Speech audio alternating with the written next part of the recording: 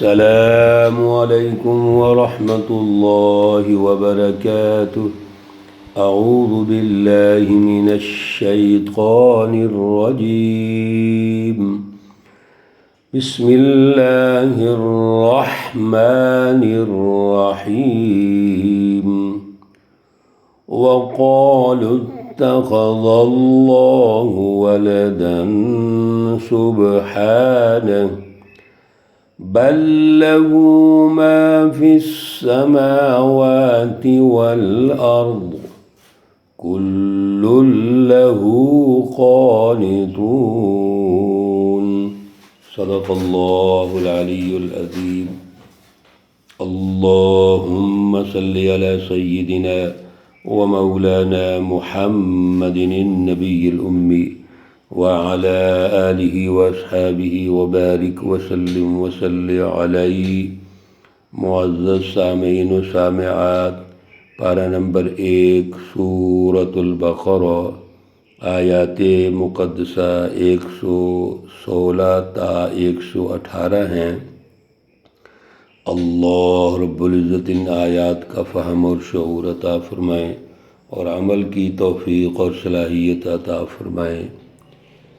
بنی اسرائیل اللہ رب العزت کے حوالے سے جو گفتگو کرتے ہیں بڑی لا یعنی ہے، بے بنیاد۔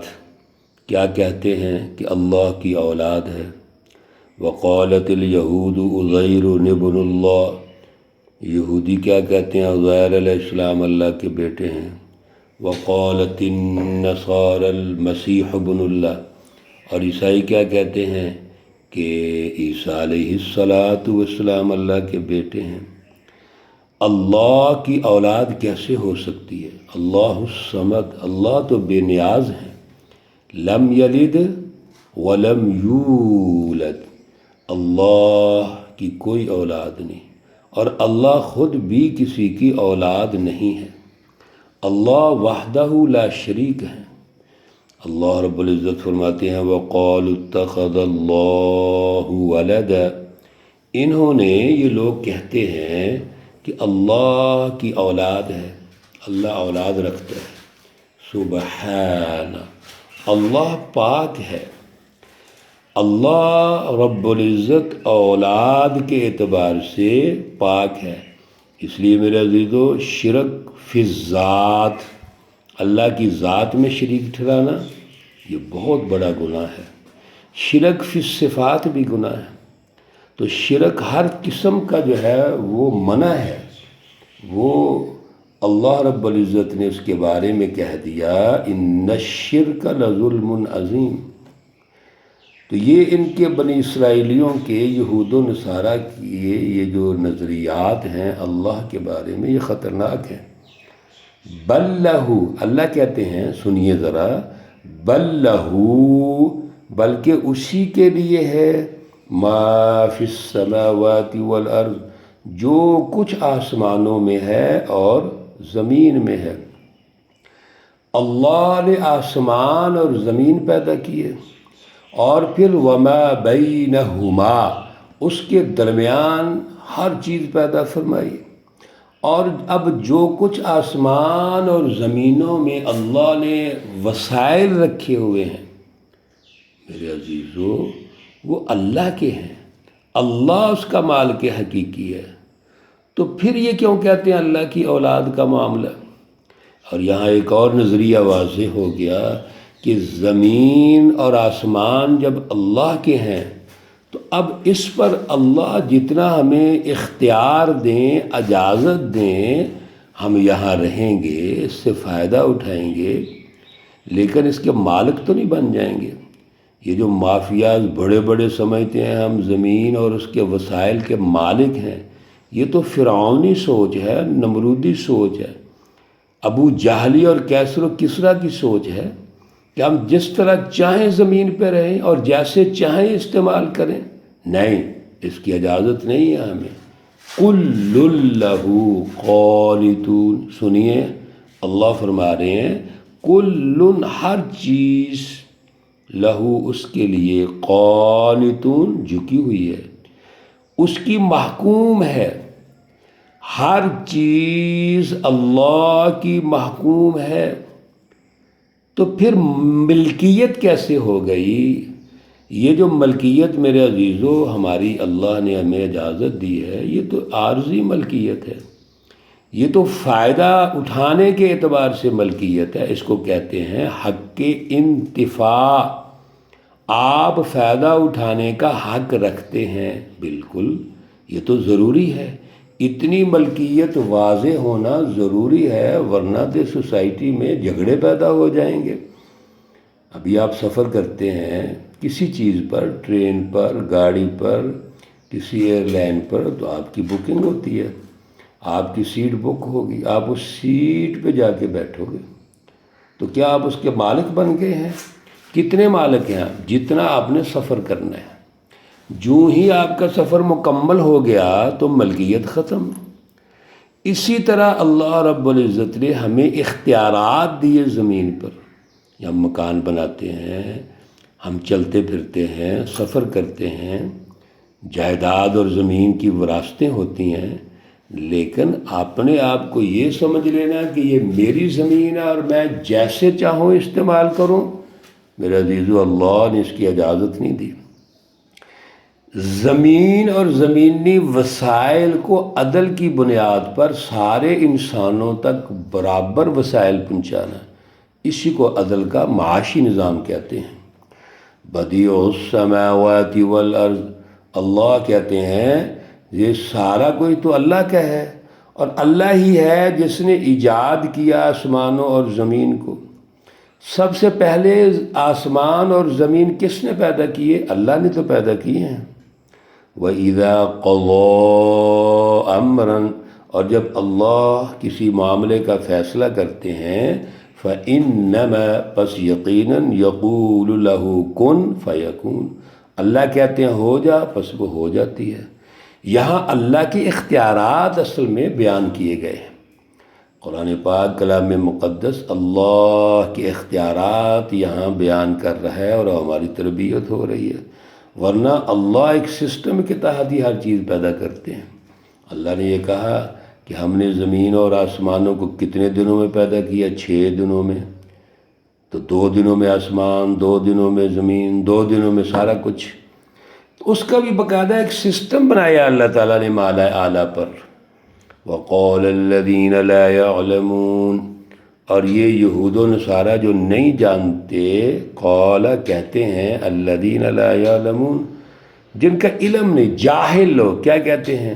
لولا یکلمون اللہ، اللہ ہمارے ساتھ کیوں نہیں گفتگو کرتا؟ او تأتینا آیہ، ہمارے پاس کوئی دلیل کیوں نہیں آتی؟ او کا معنی یا، تأتینا آتی ہمارے پاس آیتن، کوئی نشانی، دلیل۔ یہ سب سے بڑی جہالت ہے، اور یہ بھی بنی اسرائیلی قوم میں تھی۔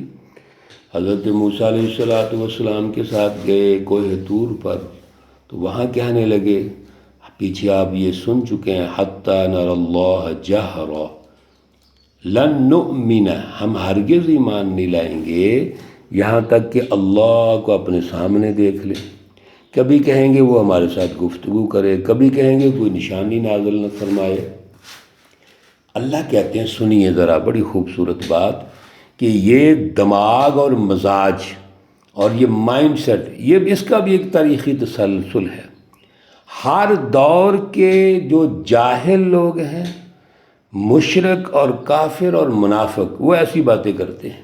اللہ کہتے ہیں کذالک، اسی طرح، قال الذین من قبلہم، کہا لوگوں نے اس سے پہلے جو لوگ گزر گیا وہ بھی یہی باتیں کرتے تھے، مثل قولہم، ان جیسی باتیں۔ تو تاریخی طور پر یہ ہے کہ جو شیطان اور شیطانی سوچ، مزاج اور رویہ رکھتے ہیں، جو حزب الشیاطین ہیں، شیطانی جماعتیں، ہر دور میں ایک ہی سوچ رکھتی ہیں۔ اس لیے اللہ نے فرمایا تشابہت قلوبہم، ان کے دل آپس میں ملتے جلتے ہیں۔ بڑا اہم لفظ ہے میرے عزیزو ہماری تربیت کے لیے۔ کافر مشرک، منافق، شیطانی جماعتیں، ان کے دل ایک پیج پہ ہوں گے۔ اور دل تو مرکز ہے، دلوں کے ذریعے سے تو اللہ کی پہچان ہونی ہے۔ تقویٰ کہاں ہے؟ دل میں۔ اللہ رب العزت کا جوڑ کہاں پیدا ہوتا ہے؟ دل کے اندر۔ اور دل میں جب اللہ آ جائے تو دل میں کوئی اور آ ہی نہیں سکتا، کوئی شیطان، کوئی شیطانی رویے، شیطانی سوچ دلوں میں نہیں آ سکتی پھر۔ تو جو کافر، مشرک اور منافق طاقتیں ہیں، ان کے دل ملے ہوئے ہیں۔ آج بھی دنیا کے اندر یورپ، امریکہ اور اس کا اتحادی بلاک مل کر ہم مسلمانوں پر جو حملے کر کے، ان کے وسائل پر قبضے کر کے، اور مسلمان حکمرانوں نے ایجنٹیوں کا کردار ادا کیا اور اپنے ملکوں کو بیچ دیا ان کے آگے، تو ان کے دل ملے ہوئے ہیں۔ ان کے دل کیا ملے ہوئے ہیں؟ انسانیت کی تذلیل کرنا، انسانوں میں کفر، شرک اور نفاق پھیلانا، ان کے وسائل پر قبضہ کرنا، مافیاز بننا، تکبر کرنا، یہ سب ایک پیج پر ہیں۔ کوئی چھوٹا ہے، کوئی بڑا ہے۔ اللہ فرماتے ہیں قَدْ بَيَّنَّا الْآيَاتِ، اللہ نے جتنی یہ رہنمائی ارشاد فرمائی ہے، اللہ کی نشانیاں ہیں، سچی رہنمائی اور سچی تاریخ ہے۔ قد، تحقیق، بینا، ہم نے بیان کی، الآیات، یہ رہنمائی، یہ نشانیاں، دلائل، لقوم، اس قوم کے لیے ہیں، یوقنون، جو یقین رکھتی ہے۔ اللہ کی جتنی رہنمائی آپ سن رہے ہیں میرے عزیزو، یہ اللہ نے اس قوم کے لیے، ان لوگوں کے لیے عطا فرمائی ہے جو یقین رکھتے ہیں۔ جب یقین ہی نہیں ہے، جب دل کے اندر اطمینان ہی نہیں ہے، شکوک و شبہات ہیں، تو سچی رہنمائی کیسے آئے گی؟ لیکن جو متقین ہیں، جو سچی جماعت ہے، جو اللہ رب العزت کی رضا چاہتے ہیں، اللہ کی پہچان پیدا کرتے ہیں اور اللہ کے دین کو غالب کرنا چاہتے ہیں، یہ نشانیاں ان کے لیے ہیں، آیات ان کے لیے ہیں، معجزات ان کے لیے ہیں، رہنمائی ان کے لیے ہے۔ اس لیے میرے عزیزو یاد رکھو، اپنے اندر یقین پیدا کرو۔ ایمان کا تعلق دل سے ہے، اور دل میں ایمان و یقین جب آئے گا، اللہ رب العزت کے ساتھ اعلیٰ ہمارا تعلق قائم ہوگا، جوڑ قائم ہوگا، تو ہر قسم کی شیطانی سوچ، شیطانی رویے اور شیطانی جماعتوں کے اعلی کار کے طور پہ ہم کبھی استعمال نہیں ہوں گے۔ اللہ ہمیں محفوظ فرمائے۔ اللہ رب العزت تمام بیماروں کو شفاء کاملہ عاجلہ مستمرہ عطا فرمائے۔ اللہ رب العزت تمام مرحومین و مرحومات کو جنت الفردوس میں اعلیٰ مقام عطا فرمائے۔ ربنا تقبل منا انك انت السميع العليم وتب علينا انك انت التواب الرحيم، وصلى الله تعالى على النبي الأمي محمد وعلى آله وأصحابه أجمعين برحمتك يا أرحم الراحمين۔ السلام عليكم ورحمة الله وبركاته۔